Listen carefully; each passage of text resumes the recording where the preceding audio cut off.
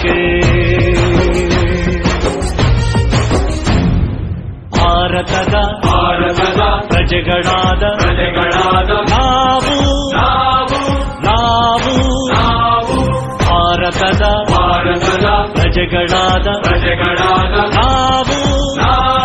ನಾವು ಭಾರತವನ್ನು ಒಂದು ಸಾರ್ವಭೌಮ ಸಮಾಜವಾದಿ ಭಾರತವನ್ನು ಒಂದು ಜಾತ್ಯತೀತ ಪ್ರಜಾಸತ್ತಾತ್ಮಕ ಗಣರಾಜ್ಯವನ್ನಾಗಿ ರೂಪಿಸುವುದಕ್ಕಾಗಿ ಭಾರತೀಯರೆಲ್ಲರಿಗೂ ಸಾಮಾಜಿಕ ಆರ್ಥಿಕ ಮತ್ತು ರಾಜಕೀಯ ನ್ಯಾಯವನ್ನು ವಿಚಾರ ಅಭಿವ್ಯಕ್ತಿ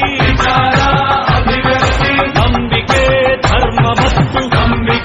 ಧರ್ಮ ಮತ್ತು ಉಪಾಸನೆಯ ಸ್ವಾತಂತ್ರ್ಯವನ್ನು ಸ್ಥಾನಮಾನ ಮತ್ತು